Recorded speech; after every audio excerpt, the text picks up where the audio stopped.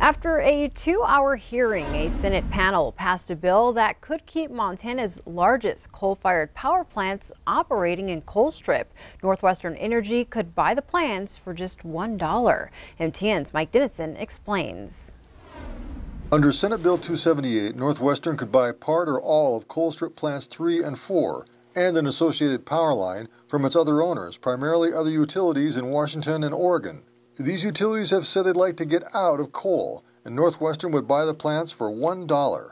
This bill creates the opportunity for Northwestern to explore options with the other owners, or some of them, to acquire a larger interest at no cost to our customers and increase our ability to provide reliable and affordable electricity on a 24/7 basis. Supporters of the bill, including organized labor, said it's a chance to save these plants from premature closure and the jobs and tax benefits that come with them.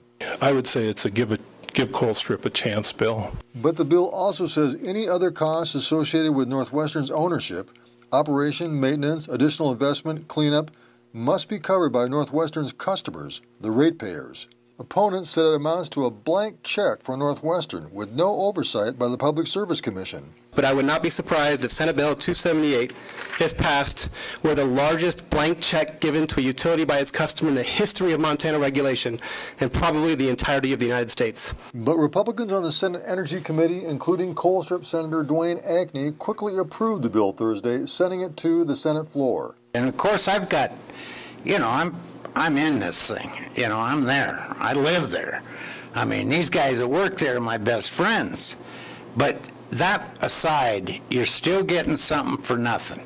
Democrats on the panel said if acquiring Colstrip is good for Montana and ratepayers, why does the bill cut out the regulators? Why do we have to have an end around the Public Service Commission? Why can't we go through the normal Public Service Commission process? They'd have to be crazy to turn it down, wouldn't they? No one really answered that question. But now the bill is heading here to the Senate floor, where no doubt we'll hear another spirited debate. Reporting from Helena, Mike Dennison, MTN News. The Senate floor debate will occur within the next few days. Newly filed court documents say the former Miles City athletic trainer accused of sexually abusing dozens of boys was also catfishing boys on the internet. Those documents state the abuse by James Jensen crossed state lines. His daughter told prosecutors she believed Jensen had high school-aged boyfriends all across the country. Another relative says they found Jensen using photos of students to represent himself as a teenager online. Two victims also described abuse out of state, one at a wrestling tournament in North Dakota and the other on an athletic trip to California. It was part of the program which he's accused of using to sexually abuse male athletes under the promise of increased athletic performance. Jensen was scheduled to appear in federal court this morning for a change of plea hearing, but it has been rescheduled for March 4th. He was ready to change his plea last week to a charge of using means of interstate commerce to persuade a minor into sexual activity, but the judge said he needed more proof from prosecutors. The former Billings Skyview football player accused of raping 4 girls will be tried as an adult next year. 17-year-old Braden Pond agreed in Yellowstone County District Court on Thursday to waive his right to a transfer hearing, which would have determined whether his case could move to juvenile court. Judge Michael Moses then ordered a jury trial set for January of 2020. Last summer, Pond was charged with 5 counts of sexual assault without consent.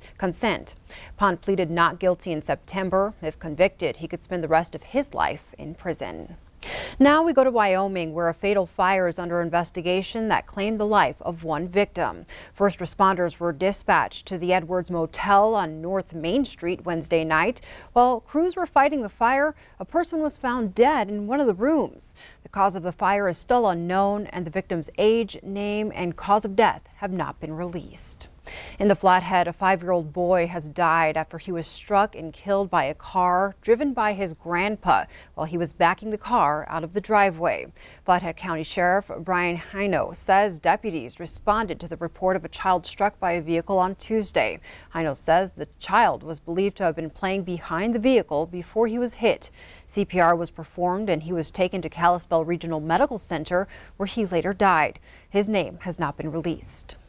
Continuing our coverage, the FBI says the death of an 18-year-old Blackfeet woman who was found covered in bruises and dead in her car was accidental. Investigators say based on evidence gathered and processed, they determined there was no violation of federal law. An autopsy performed by the Montana Department of Justice Forensic Science Division determined Mad Plume's cause of death was acute ethanol intoxication, which is also known as alcohol poisoning. Mad Plume was found dead in Browning on January 12th. Hospitals across Montana are experiencing an influx of patients in their emergency rooms, and it's so severe, one Billings hospital is placing patients in conference rooms and evaluating them in hallways. Billings Clinic made the announcement Thursday morning. They have reached the highest level, black, on its capacity scale. The influx in patients began about 3 weeks ago, and it's due in part to peak influenza season. Hospital staff encourages anyone with the flu or other minor injuries or illnesses to call the nurse helpline, visit a same-day care or express care clinic before rushing to the ER. This is not a crisis situation at all. We're certainly managing our patients. I believe our patients are getting outstanding, safe patient care, but this is a situation where this is impacting our flows, that we do need people to understand the wait times are going to be longer. St. Vincent Healthcare issued a similar alert last week saying it too is experiencing a higher than normal patient load and also encourages its patients to use the walk-in clinics or their primary care physician. Montana's Chief Deputy Attorney General is entering the race to become the next Attorney General. John Binion announced on Thursday he will run as a Republican in 2020. He's worked at the Montana Department of Justice since 2013. He says he wants to focus on public safety, drug abuse, and the fight on overreach by the federal government. I think on day one, I know how the department is run. I know what needs to get done, and I think I'm going to have the right priorities, continue a lot of the great things that General Fox has done, but also make sure that we're ready to tackle the issues from 2020 and after. Montana's current Attorney General, Tim Fox, is term limited and announced he's running for governor. Students have learned mistakes and failure are good and necessary in science. The Billings Public Schools showcase the benefits of Project Lead the Way.